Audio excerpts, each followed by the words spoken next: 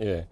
자, 이게 오늘 밤에는 일정 중에요. 문재인 대통령이 마크롱 프랑스 대통령하고 이제 정상회담을 갔는데 그에 앞서서 문 대통령이 현지 언론이죠. 르피가로하고 이제 서면 인터뷰를 했는데 어떤 내용이었습니까? 그러니까 지난번에 미국을 방문했을 때 폭스뉴스와의 인터뷰를 하지 않았습니까? 네. 이 비핵화에 관련된 얘기들을 실게 했는데 북한이 비핵화를 할 수밖에 없게 되는 이유들에 대한 이야기를 담고 있습니다. 그러니까 실제로 프랑스를 방문한 이유 중에 마크롱 대통령을 만나서 이 유엔 안보리 상임이사국이기 때문에 실질적인 북한의 비핵화를 이끌어내기 위한 과정에 프랑스의 역할들이 필요하다는 얘기를 하는 것 같은데요. 예.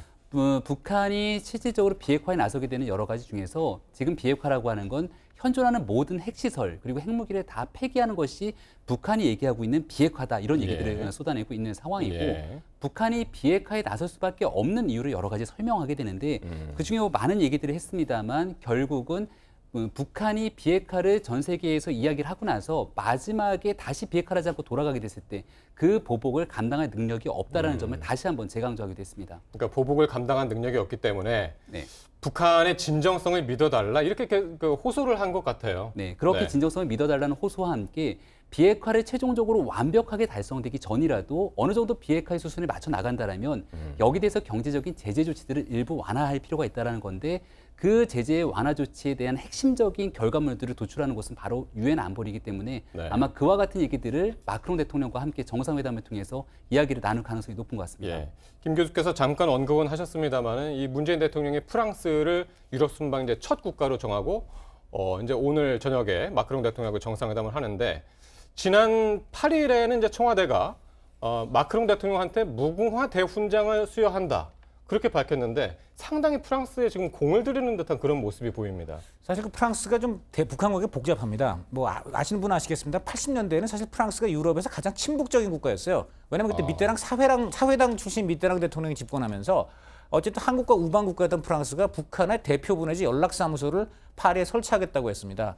그래가지고 그때 전두환 정부 시절인데 한국이 난리가 났습니다. 그때 막 주불 프랑스 대사가 주불 우리 한국 대사가 소환을 당하고 굉장히 그 한 불간에 마찰이 있을 정도였는데 반대로 2000년대 들어서는 또 가장 그 프랑스가 유럽에서 반북적인 국가가 됐습니다. 그래서 2000년대 초반에 영국, 독일, 스페인이 이제 그 북한하고 수교를 하는데 프랑스는 빠졌을 뿐더러 오히려 영국과 독일을 비난했습니다. 왜냐하면 북한이 막 저렇게 핵 개발을 하는데 거기에 이제 유럽 우방국가, 한국 우방국가들이 이제 손을 잡아주면 그거 핵 개발을 용인해 주는 거 아니냐 이래가지고 정권에 따라서 좀 입장이 좀 바뀌었었군요. 그래서 굉장히 그 2000년대 이후에는 지금까지 유럽연합에서 에스토니아와 더불어 프랑스가 유일하게 지금 북한과 수교를 안 한 국가입니다.